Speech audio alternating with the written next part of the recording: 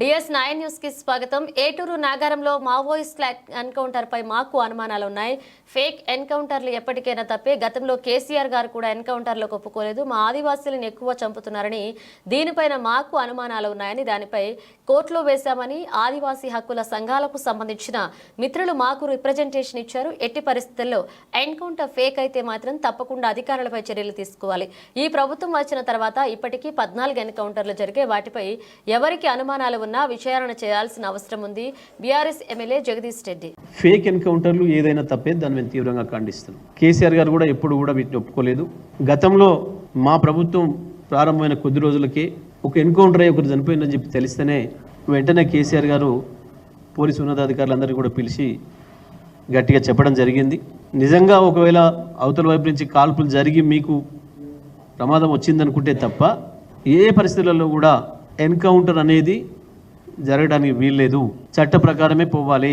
వాళ్ళు ఎవరైనా సరే చట్ట వ్యతిరేకంగా పనిచేస్తున్నారు అని మీరు అనుకున్నప్పుడు చట్టం పరిధిలో మీకున్న అధికారాలను వినియోగించండి, వాళ్ళని కోర్టులో ప్రవేశపెట్టండి.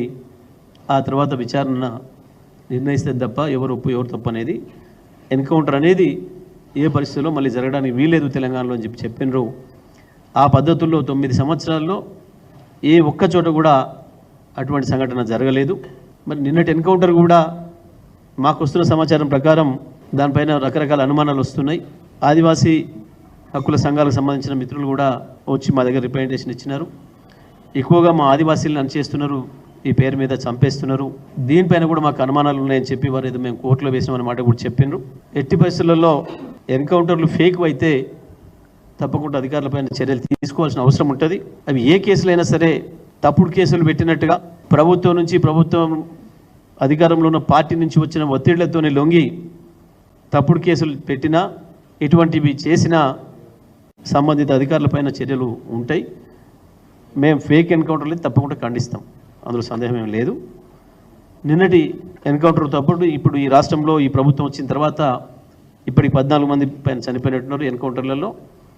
తప్పకుండా అన్నిటిపైన కూడా ఎవరు అనుమానాలు వ్యక్తీకరించినా, వాళ్ళ కుటుంబ సభ్యుల అనుమానాలు వ్యక్తీకరించినా విచారణ చేయాల్సిన అవసరం అయితే ఉంటుంది. పోలీసులు కూడా జాగ్రత్త తీసుకోవాలని చెప్పి కూడా మేము ఈ సందర్భంగా తెలియజేస్తా ఉన్నాం.